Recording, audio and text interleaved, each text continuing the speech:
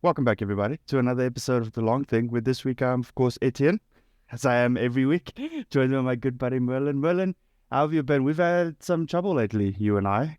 Yeah, it's good to be back for the third time.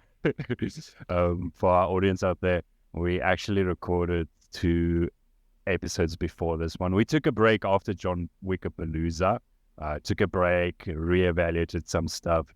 Then we came back, we recorded two videos. The first one was rusty and it was stiff. Uh, it wasn't going to air. It wasn't. No, it was going nowhere.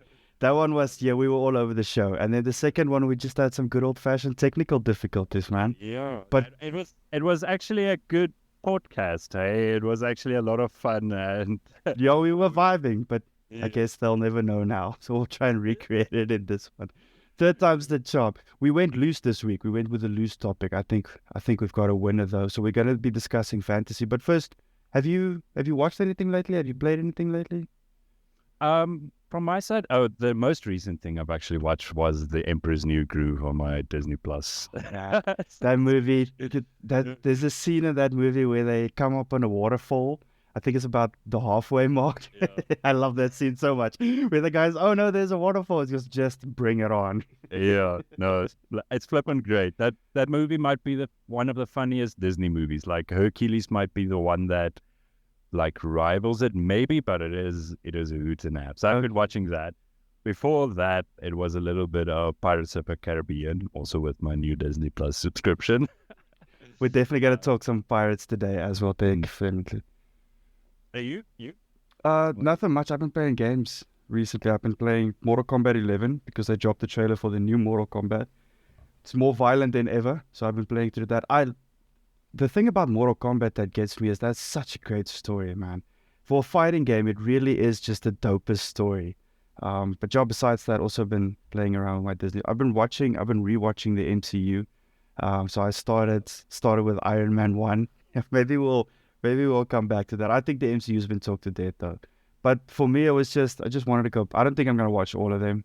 Um, Have you rewatched the MCU before? Like, yeah, have you done a full rewatch? after Endgame, in that time between when it was in theaters and before it was released on DVD, I went through all of it with Okay. my partner. Yeah, man, it holds up. Like those old school MCU movies really Yeah, hold up. yeah. Especially the first Iron Man, it's actually a lot of fun. And then the first Avengers is like a Yeah, real high. Captain America also, I enjoy Captain America. It might be my favorite one. Not I have yours. I have difficulty going back to that first one. It's boring. It's so long, but it does have some of the building blocks that's great in Winter Soldier, the combat, the action sequences, and the over the topness. But how the restraint they were back then versus how they are now is. But yeah, that's not why we're here. We'll cut this piece out. Otherwise, I'll be here forever. Yeah, no, we will be here. But you say, okay, so you're saying you're watching the MCU. Back then, it wasn't magic, though. Back then, it was science. Yeah. Thor was an alien, and the Tesseract is, yeah, scientifically explained. This infinite stone that makes you teleport and creates energy and, a Well, bunch of other stuff. it's the special effects guys also because I rewatched Infinity War a couple of days ago, just for funsies. Not like I only watched the good parts, and it's really like there's a scene when Thanos fights Doctor Strange when he makes like a bunch of Doctor Stranges and he throws all those Mm. mines and things on him. When Thanos uses the power glove, when he uses the Infinity Gauntlet to stop that, he uses both the Power Stone and the Soul Stone at the same time. Also, when he gets hit with the axe, if you look at the lights on his chest, he uses the Space Stone and the Time Stone to reverse his wounds and then to teleport away. It's stuff like that that makes it worth it. Like if you go back, you see a lot more. Like Iron Man 1 as well. It's not as much in Iron Man 1, but there is like it's the tinkering for me, but it's the clicking, the clacking of the suits, and it looks like something you can touch, and I think that's why Yeah. where we are now with space lasers and everyone just beams, it's just not as tangible. Okay. I hear you. I hear you. But yeah, as I said, we'll be here for a decade. Yeah, no, we'll be here Seriously. forever if we do the MCU. But to the fantasies, I think. So I know you've been talking a lot about fantasy lately, and we've been trying to do something proper for the Dungeons and Dragons movie. So I think we'll just work that in a bit here. But fantasy, so where this comes from, why we chose fantasy is actually off the back of the MCU, because I think the next thing that they're going to try to make billion-dollar movies from is fantasy movies, because we're in a time now where fantasy it's a lot more accepted. I still think it's pretty niche, but would you agree, like post Game of Thrones? I mean, Lord of the Rings kind of existed. Choose a question, bro. Choose a question. Yeah, it is. After the MCU and the failings that it's been having, do you think fantasy will be the next thing that they try to pin billion-dollar movies on? Interconnected universes, all of that. Okay, okay. We're actually seeing it already. Post Game of Thrones, we've got Game of Thrones. We've got the MCU actually allowing magic in it. So and bringing in fantasy into it. We've got the Rings of Power. They're trying, they are trying to create something fantasy. I don't think fantasy is as niche as one would think post Game of Thrones. I think it's kind of a lot more ubiquitous than we think it is, or than we realize. It's one of the problems about it. The word fantasy is, what do you even mean with fantasy? Does superhero movies count as fantasy? That's a very fair question. Because what I would say, yes, it's what are the rules? It's a different world. There's powers in it not present in ours, and people are capable. No, not that last time. But so a different world, is that all you need for fantasy? Is that what you're saying? I see. And this is where it gets iffy, because the word fantasy was created to describe a genre for adults that in the children's sphere is just called tales or such like that. Tolkien's essay on the matter is on fairy stories, not on fantasy, because the word was created, work he created. All right. But okay, so if we look at the first phase of the MCU, while we're here, while it's fresh in your head, Iron Man could be considered sci-fi because what they create is reasonably within the sphere of technology and science, and is something we can strive for. Thor, on the other hand, you can call it Thor and the Infinity Stones. That's fantasy. All right, that's you're pulling that out of nowhere. That's true. Yeah, that's made up. Yes, and you can call it science all you want, but it works like magic. There's no scientific explanation for why the Tesseract creates wormholes or whatever. You give it hand-wavy technobabble, but what you've created is something fantastical. It is something in the realm of imagination, but not probably in the realm of what we can actually achieve. Because the other problem with it is fantasy sits alongside not only fairy stories on the one hand, but sci-fi on the other hand. And we have had a long tradition with science fiction, actually, longer than we've had with fantasy. There's things in there that you can consider. There's things out there that you can consider science fiction long before we use the word sci-fi, because really all you need for something to be proper science fiction is for the technologies in it to just be a stretched version. It's a alternate or a future world, but it can be our world. That's an important part of science fiction is. And then the farther you move from it can be our world, the more you're moving away from hard sci-fi into the realm of science fantasy or soft sci-fi, science fantasy, and then the farther you get fantasy. Okay. You don't necessarily need a different world because it can be set on Earth. A lot of fantasy is.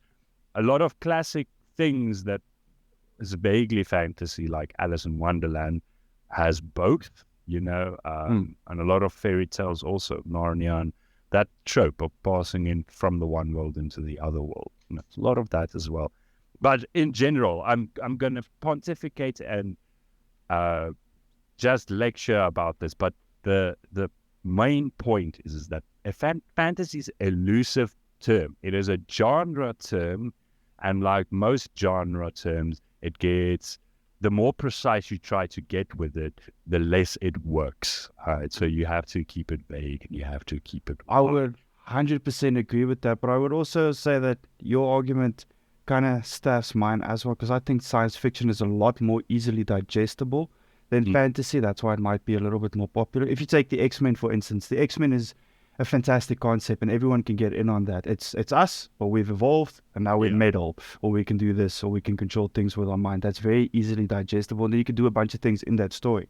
Where with fantasy, because with sci-fi, if I'm understanding you correctly, what you're saying is you're relying on things that people already know. You're just altering it a little bit and saying, what if this thing, but 500 years in the future or whatever. Where fantasy is you first have to introduce those rules, and then they have to make sense, first of all. And then with fantasy, I think more often than not, the rules that you introduce and the things that you introduce that are fantastical have to work into the plot as well. That's why, and we'll get to it in a second, magic, for instance, is obviously a big deal in it. Whereas with science fiction, you don't have to necessarily do that. Because if you take Inception, for instance, Inception is science fiction, 100%. Right? Inception. Yeah. Yes. Okay. Yeah. But you never know how that briefcase works. Where in fantasy, that would be unforgivable. If you had a thing that did a plot thing and you didn't explain the rules, the parameters of it, that would not be acceptable. So maybe that's why I think fantasy is a bit niche market. I think it takes more to get people into it. Whereas with something like science fiction or even a straight up action movie, you're relying on people already knowing their world and whatnot. If that makes sense. Yeah, no, okay. I think that's actually a good direction to move into, is that fantasy relies on things being unknown and strange and, unfamiliar and all these things. That's why we go to fantasy. Because the fun is dissecting it and getting to know the world and how it works, right? Okay. It depends, because Lord of the Rings, that's true. Lord of the Rings is a treasure trove of little details to discover that makes the place feel real. But on the other hand, you have excellent fantasies like Ghibli movies that is a lot less about everything clicking, clacking together properly, they're fitting together properly.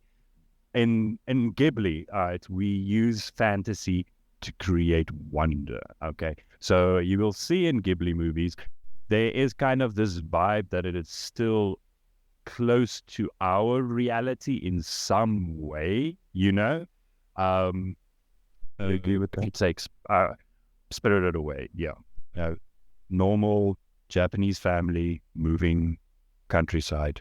They come across a bathhouse for spirits. So it's our world, and this bathhouse for spirits is vaguely explained. It's confusing. There's a variety of characters and nonsensical rules.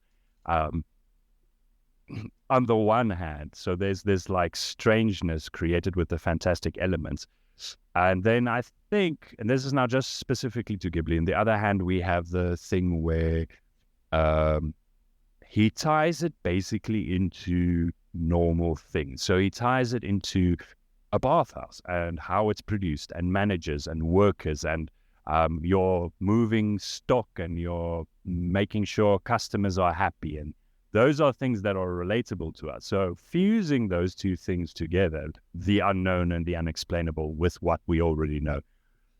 This is why I think what you're talking about is a good direction to move in, is that if the briefcase in Inception was magic and they're just like, oh, it's just magic, and no one knows how it works and what it can do, and it can resolve a bunch of plot points just out of,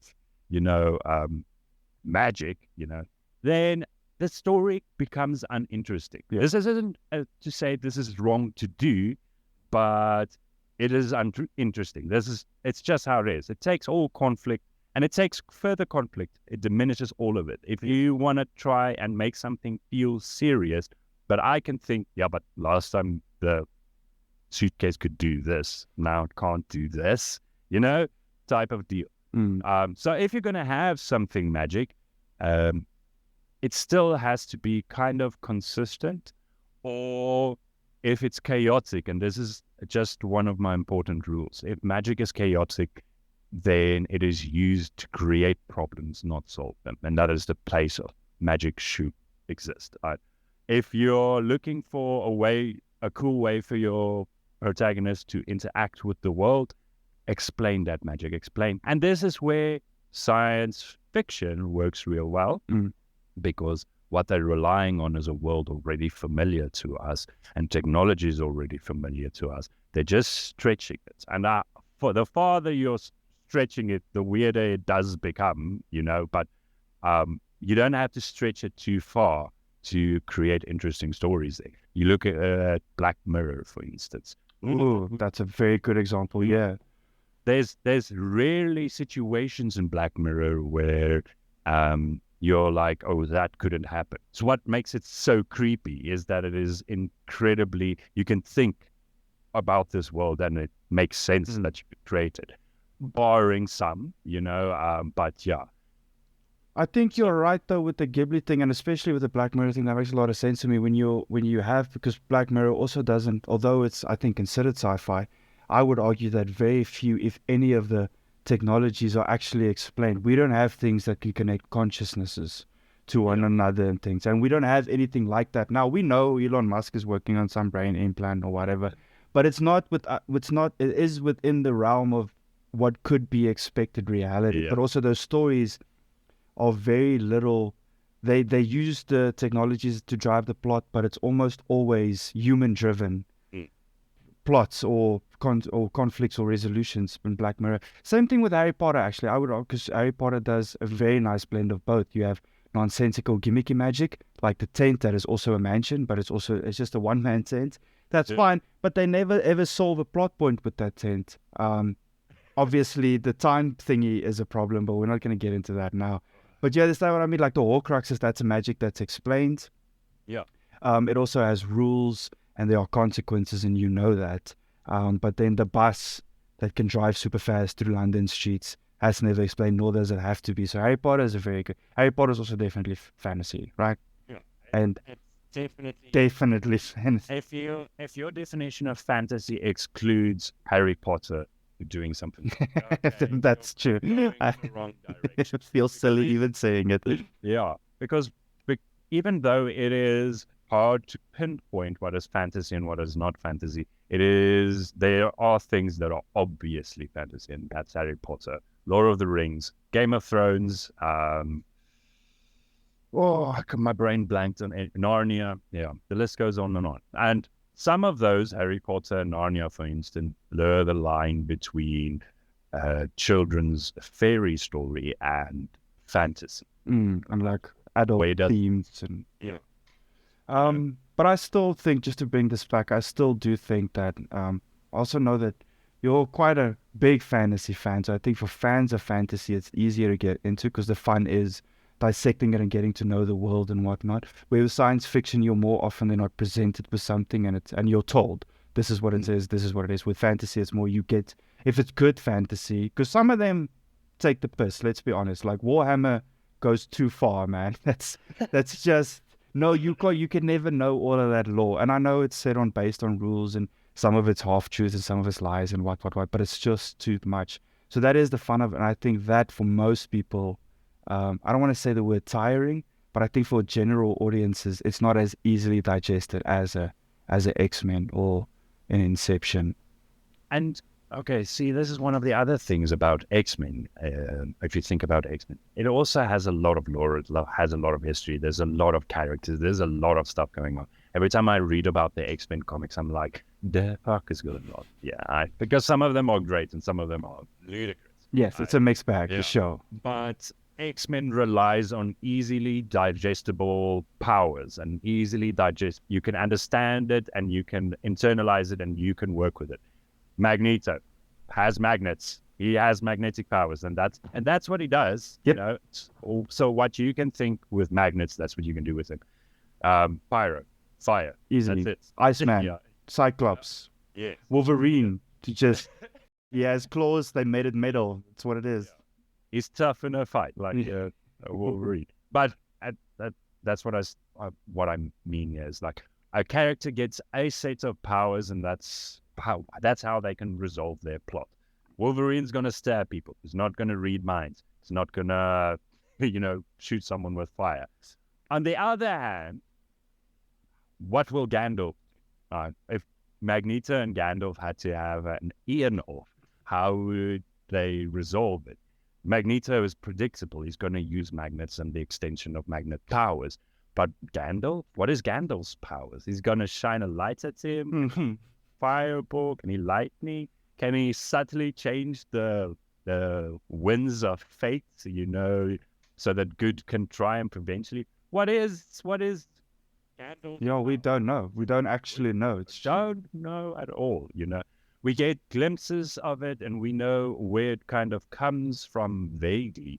But part of the reason for Gandalf being a wizard, being magic, and all those things is the mystery, is that wonder. He's supposed to feel ancient and unmovable, and there's this big thing about Lord of the Rings in general, soft magic, soft pieces of fantasy, like soft magic, like Gandalf's power, that is vaguely described, or Ghibli movies that throw you into a world and is like, if this is unfamiliar to you, that's on you, not us. Yes, it does have that feel.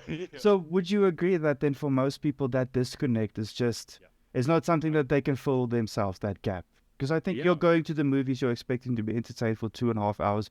Most people don't want to come out of that and go, now I have to read 14 books and check YouTube lore videos and whatnot.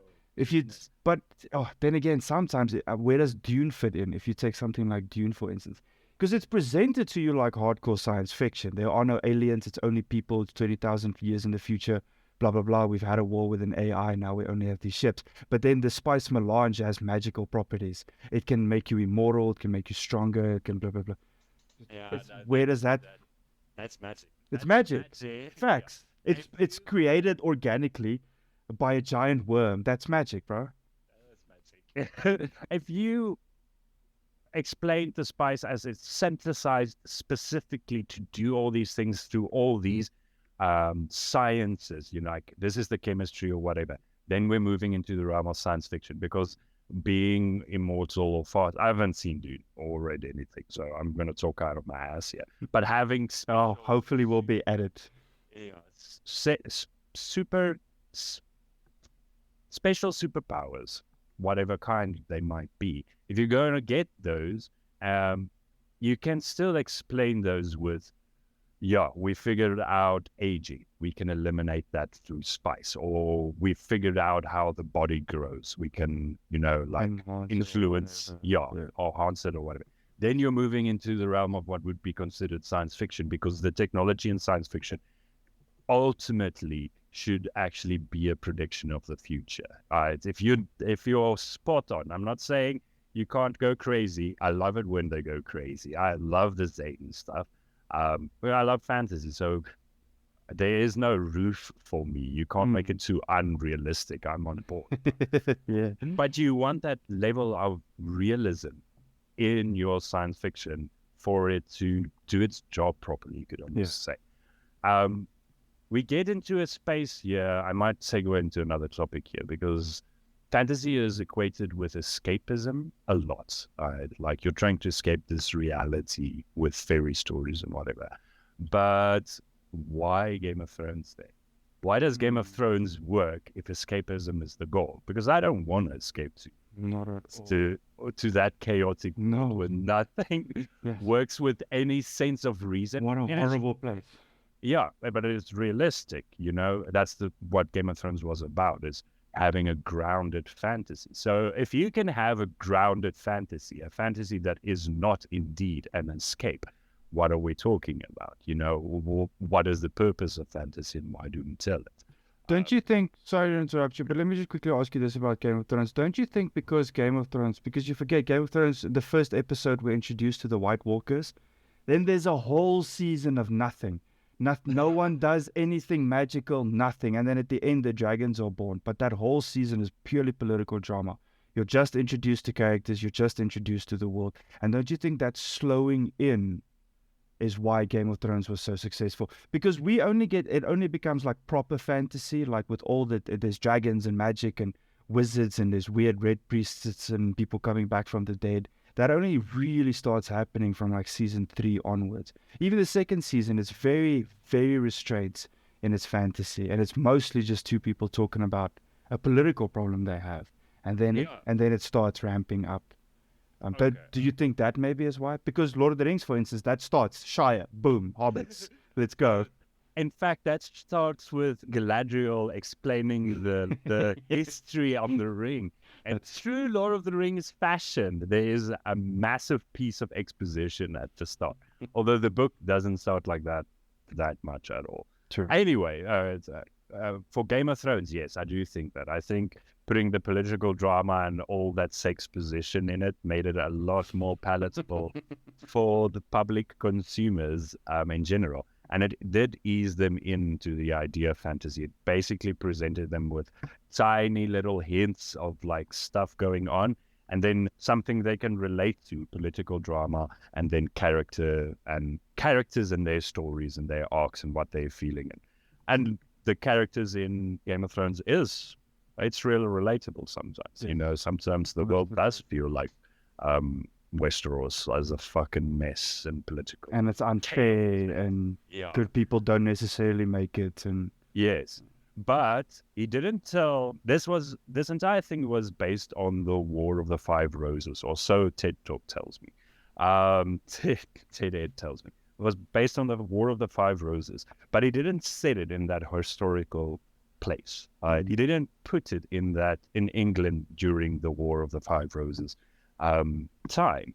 He took the inspiration for that, put it in his own world, and I'm getting to my point now. Yeah, for this, I don't think fantasy is always for escape. Sometimes that escape is for contemplation, or consideration, or enrichment. Game of Thrones specifically, that's not to escape our reality. It's talking about our reality. It's considering our reality in a sanitary, timeless environment. Okay, that's nicely said. I agree with that 100%. Yeah, and Ghibli is a lot like that as well. You know, Ghibli is a mix, though. Ghibli is a contemplation about certain parts of our society. So, for instance, in Spirited Away, there's a critique, an underlying critique of work culture. The industrial world's obsession with being industrious, with being busy the whole time, with working the whole time. That's a major part of the story.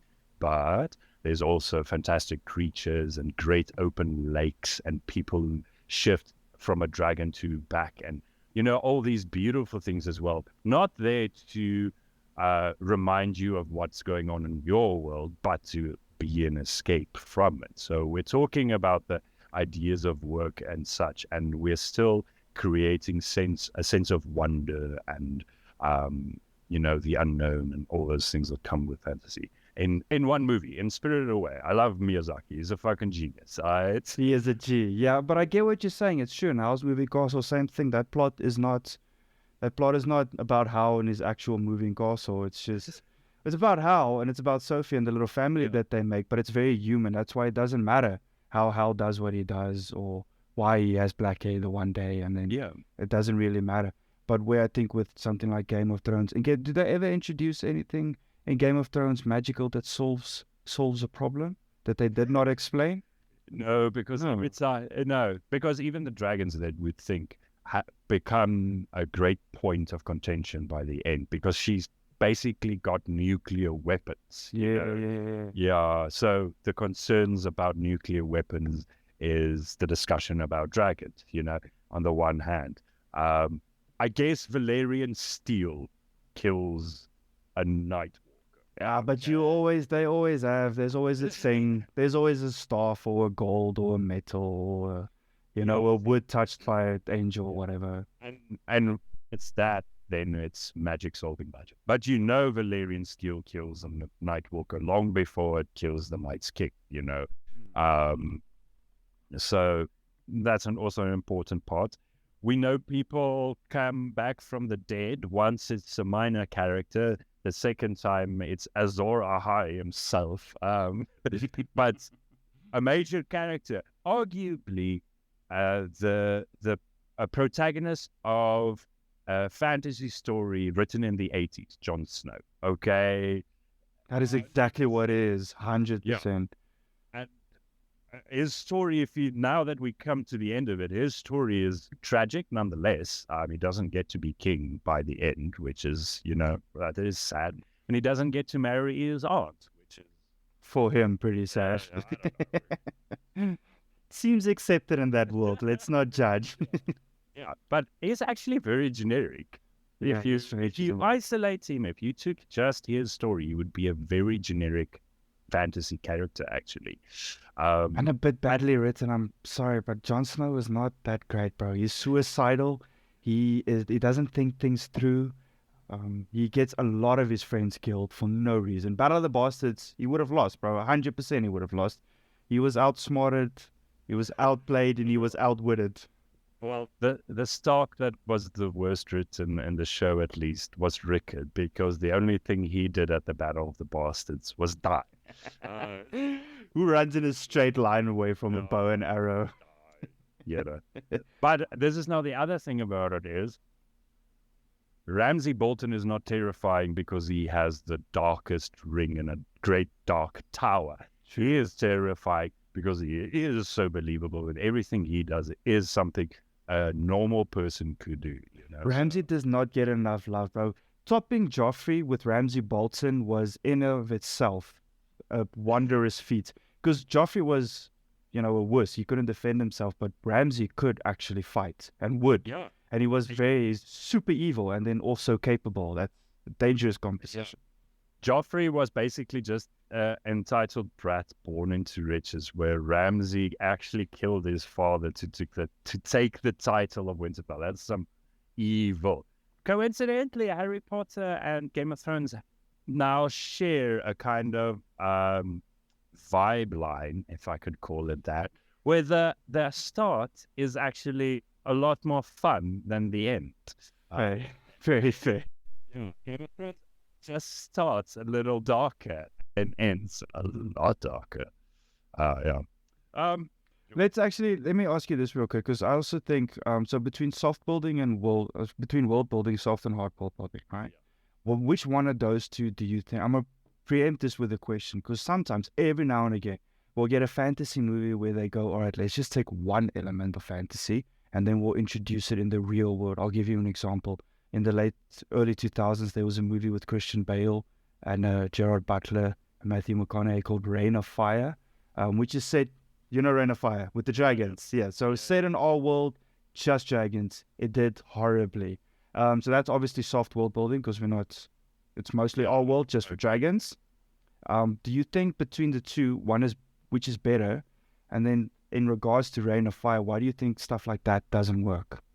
Okay. Well, this is a multi-parted thing. Firstly, I would just have to say it is actually not soft world building, it's just low fantasy. There's splitting hairs about terms, but No, please. soft world building would describe the dragon as strange mystical forces, that you can't understand or whatnot. While this movie tried to make dragons science fiction, so it's a hard world building, explaining the biology of the dragons and the anatomy and how their cycle works and everything like that. And it's not a gate you open from hell. It is, their natural. Yeah, they're not conditions. born by chilling with them in fire or whatever. Yeah. Okay. So they're bringing dragons to the border of science fiction, which is interesting. Why didn't it work? You can't try to be cool while you're telling a story about fantasy, okay? Mm. You must be able to look like a fool. That's right. You must be able to write cheesy poems about the one rightful king and the sword that will be reforged and the Dark Lord and his dark tower. You must be able to make a talking rat with a sword and a hat. That also right. What is happening? All t-shirt ideas, bro. Yeah, but this is what I'm saying. But But those are good things, though, in those stories. You have to lean into it. You have to get into it. You have to be fine with looking like a campy, cheesy ass, cliched fool with certain things in fantasy for it actually to work. That makes a lot of sense to me. So You- you have to overact it almost to make it believable to whoever Yeah. is watching it. And when you just have a bunch of grizzled men trying to swat a dragon out of the sky with an axe, it's Yeah. If you are getting tongue in cheek about the fantastic elements, okay, see, and this is now where it gets tricky because I'm also a big Pratchett fan, and he'll get a tongue in cheek like crazy.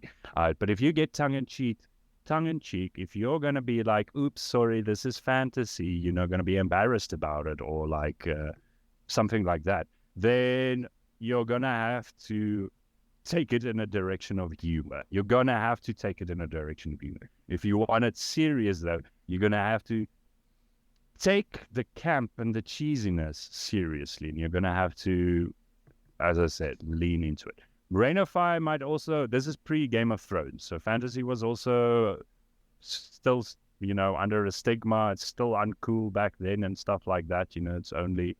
I wouldn't even say Lord of the Rings really fixed the fantasy problem. no, definitely not. That's Yeah. why I think Lord of the Rings also exists in its own sphere because they just. I know people that won't even look at fantasy but love Lord of the Rings. Have like Lord of the Rings tattoos and whatnot, but they won't entertain any other fantasy at all. So I guess it's because Lord of the Rings is just a good movie. yeah, that they're very good. happens to be fantasy. I think it's that's absolutely correct. Yeah. No, it's just a well-directed, well-written, well-acted, well-built. They put a lot of money in it and a lot of care and a lot of intention. And once again, this is another thing. The cheesy 3,000 years monologue about the history of the world, they made it sound cool, right? Because they got into the poetry and they got into how it is presented and what could easily be a campy, cheesy mess because they got into it lovingly, not trying to make it cool, but maybe that too as well, but actually being like, how do we represent this properly? How can we get people into this monologue or make them feel something? And a major theme for Lord of the Rings, and this is why it's escapism, I think, is nostalgia. As nostalgia for a time and a place that does not exist anymore. Arguably, that is the major theme of the elves, is their grief of an age that has already ended and living in a world that does not need them. And the entire Lord of the Rings is about the ending of the age and the loss of magic and all these things. So there is this deep nostalgia. And they start with it. They get you into that nostalgia. They get you into these ideas at the start by giving you this monologue. It's one of the places that voiceover exposition actually works well. You know how I feel about voiceover exposition. Not a fan. Yeah, it works well. It does what it needs to do. It gets you into that nostalgia, gets you into that wonder, lets you know this world is wide and all, but still beautifully. This is the other thing. Not technically, not this is the son of the sun and he ruled for this and wada wada and all those nonsense. It's not every detail. It's not supposed to be technically correct.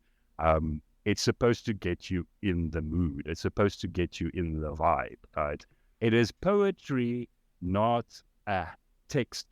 Right? And this is how do you write good poetry? Is as the question we get into. You don't shy away from soppy things. Etienne, is how you write good. I was just about to ask. That makes complete sense to me because if you watch those movies, none of the actors in it, maybe that's why, the other reason why I think Lord of the Rings works is they say those lines with conviction. It's not like if you look at a modern day fantasy, you can see those actors only, they're talking about the staff or whatever, but it's just a paycheck to them. But when Aragorn's there, talking to Frodo, he inhabits this world. He talks about, because we talked a lot about why fantasy movies don't work, because the other side of it is not true. Fantasy books are, yes, there's a diamond, the thousands upon thousands of them. As a novel genre, it's been excelling for ever since Tolkien. Do you think it's because it lives in your own mind and it can be whatever? Definitely, no? I definitely think that if you think if you look at books and then you create another category and you talk about the amount of fantasies that are played out at people's Dungeons and Dragons tables. Okay, because this is a major sphere of my experience with fantasy and why we do fantasy and whatever is not only watching it and reading it, but playing it as well. Because there's the other thing: fantasy games is also not something.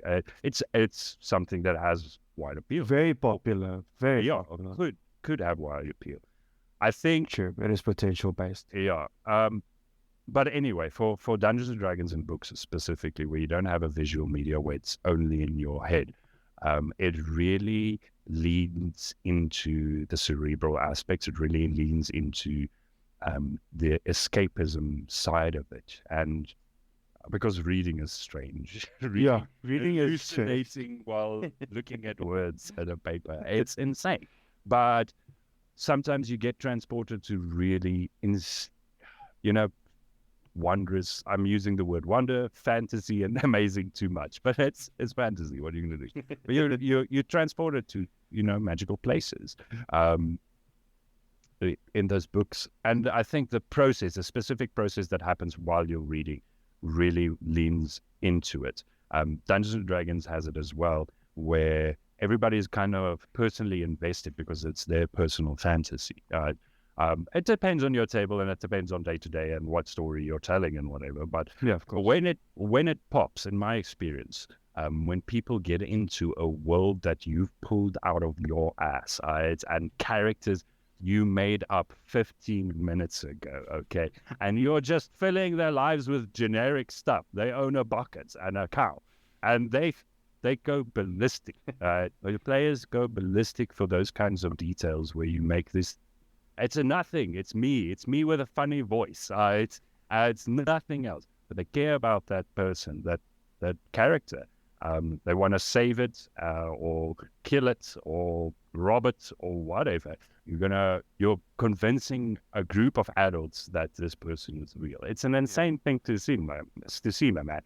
And I've done with words just because I was into it, and this is where I learned this is where I wasn't into it. Where it was a chore for me, was a chore for them as well. Okay. That makes sense. Yeah, but when I came to it with the right mind and I got into it, I could love the poetry. I could love the cheesy. I could actually put the energy in it to make them believe it. Okay. And because I believed it, because I got into it, they could get into it. And that's why I hammer on it so much, is out of my own experience.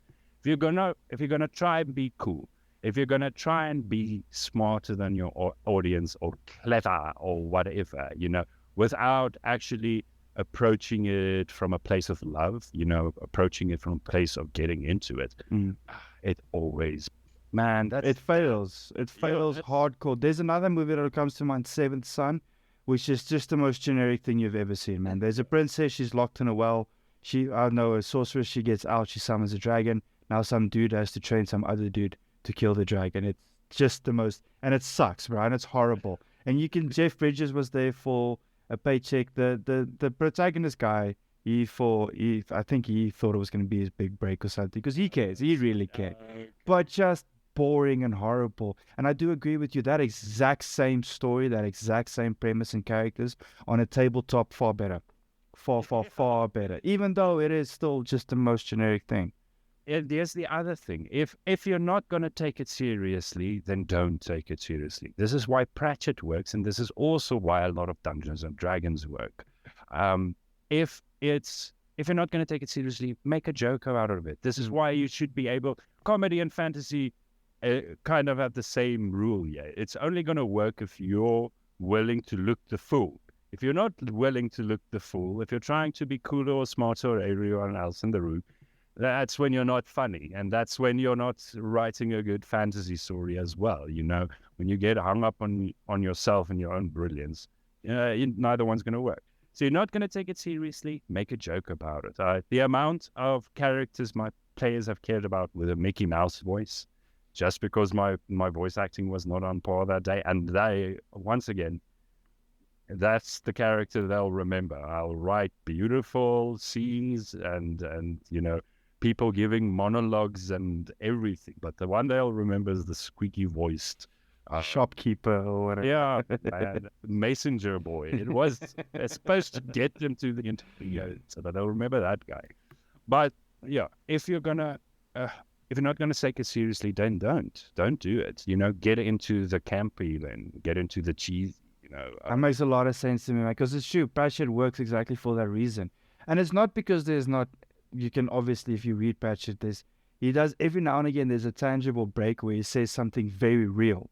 That's like applicable, from him to you, and it's like applicable in your own life, and then it goes straight back into this opera where the Grim Reaper is chilling, and it works. It works very well because it's not taken too seriously, but also it's not done without love. I completely get that. I do agree.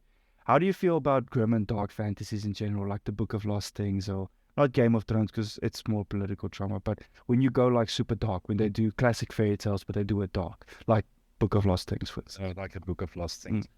Yeah, it's an interesting twist for me.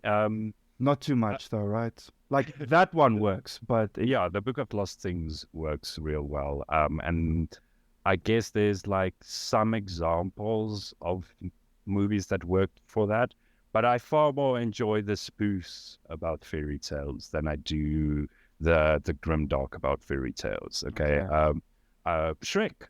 Yeah. What a brilliant movie. Okay. Shrek is a great spoof, or Pratchett or Hoodwinked. Hoodwinked, lots of fun. So Shrek's a great choice, actually. Yeah. Or on the other side, you take it seriously and you write a good story about it, like a Disney movie would, writing about a prince and a princess and they're singing to each other and or whatever. But you take it seriously. You're not tongue in cheek. You're not lampshading. You're not giving a little quip at the end or something. No. All right. They look in each other's eyes longingly while the camera fades away. That is the proper way. Happily ever after. Yeah, that's very true. Disney also, they have done some great things. Hercules was such a good choice. You actually made me want to watch that now. But I'm also thinking stuff like El Dorado, which is obviously fantasy. El Dorado is a great one. And El Dorado actually trots the line now. Now we're getting... Yeah, we're back to something that's like a little bit... Because El Dorado is fictional and it's fantasy, so that's entirely made up. But there's nothing really... Oh, wait, no, that's wrong. There is a giant blood jaguar by the end. Okay, so that's fantastic. That's magic. There's fantasy in it. But okay, so we'll put it in the category of fantasy now. But in El Dorado, Road to El Dorado, it's a comedy. It's a hijinksy conversation. It's a buddy movie. Yeah, but they still create moments of wonder and they still create moments of emotional weight in that movie. Between the characters, they don't quip about everything, although they do resolve their conflict a little bit with a quip. But what I'm getting to is they take seriously some parts and they don't take seriously other parts. Other parts is jokes and other parts, because it's possible to have jokes and serious moments in your same story. Yes. That is, that's still a fine thing to do, but it's just, now I'm going to talk myself into a corner. Just before, in case anyone tunes us in the comments, I know and Merlin knows that El Dorado is not a Disney movie, it's a DreamWorks movie, but the point stands. It's a half-breed, Disney fantasy. And so what is the conclusion here? Where fantasy definitely is best when it's escapism.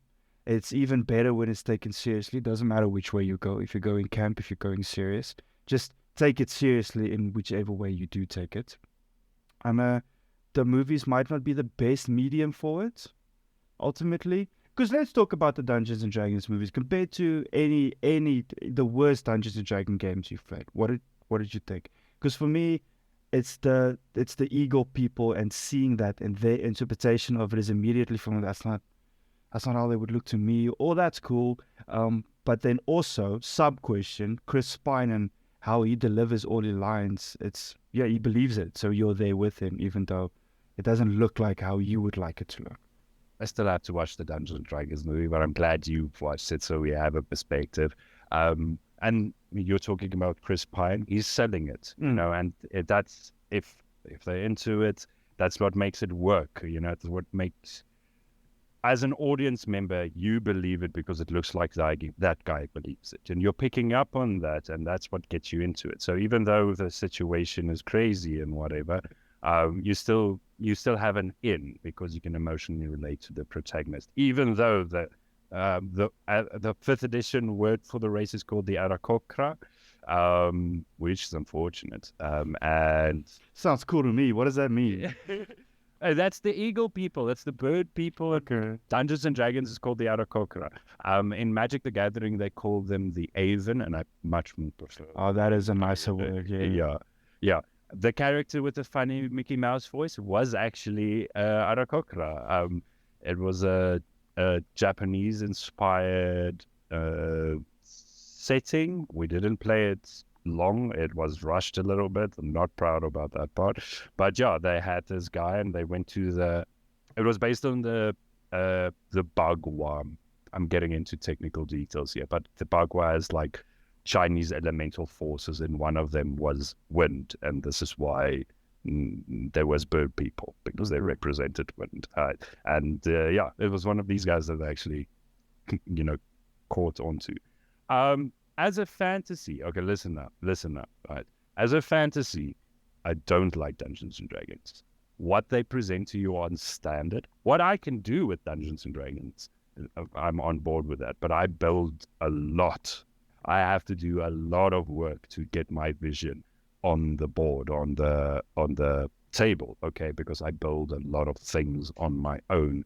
I have a specific vision. I have a specific idea about how magic works, how the world works, how cultures work, all these things. I'm a world builder. That's why I got into D&D in the first place, okay?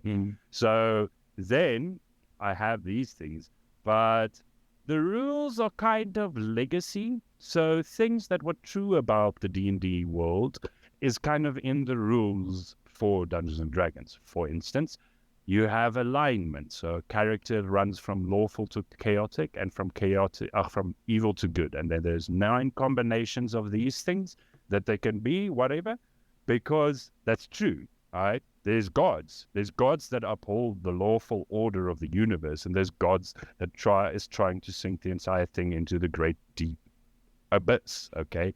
You can't be an atheist in Dungeons and Dragons. You can't be, because the gods can literally show up, okay? They're part of your world. They created it legitimately. Even magic in the standard Dungeons and Dragons lore, the Forgotten Realms setting, is the body of a dead god, okay? So there's no way to be an atheist in Dungeons and Dragons. And these things are written into the rules. That it influences the rules in subtle ways, okay? So then I come and I'm like, the world doesn't know if the gods exist. But then the guy runs around just healing people 7 times a day. What do you mean the gods might not exist? Okay. We've seen green light come out of this dude's hand. But on the other side of things, there's other things like the Arakokra that are ridiculous, or just specific lore about goblins. I hate the goblin lore. I think what we should do is we should come back and do a Sulphur Dungeons and Dragons. Yeah. Let's watch it both, and then we'll come back and we'll compare maybe to this video and what because we've spoken about fantasy before, and I think we've really nailed down what makes fantasy work and what makes it not work. I think that makes 100% sense to me, bro. Because even though it's not strictly fantasy, the superhero movies that we've talked about, especially the latest ones, when you're having Helen Mirren and Lucy Liu show up in movies asking for the stick of truth or whatever it is they wanted, it's just, it's ridiculous and it seems stupid. But then when you go back to a Lord of the Rings or Game of Thrones, everything is done with so much conviction that you can really get into it. That makes a lot of sense to me, man. Would you be open to playing some Dungeons and Dragons on this channel? We'll get a couple of peeps together and play one of your games. We'll do it as exclusive content though. So if anyone's interested in that, please just leave us a comment down below. Let us know, and we'll put up a poll and we'll build you something.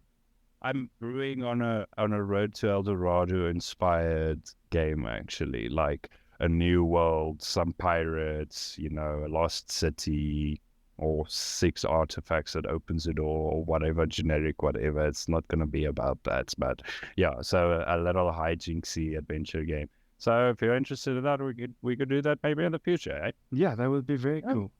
Merlin, I think we've done it. I think we've done Yeah. it, my friend. Thank you for joining us. Please leave a like and comment down below. Subscribe to this channel if you haven't before. We make new videos every single week. We podcast every week. Videos are coming soon. Except of course when there's technical difficulties. But we'll let everybody know. Please, no one hold us on the priority on the promise that we're gonna make videos every week. You'll get videos when we decide to make videos. Thanks again, Merlin. Goodbye.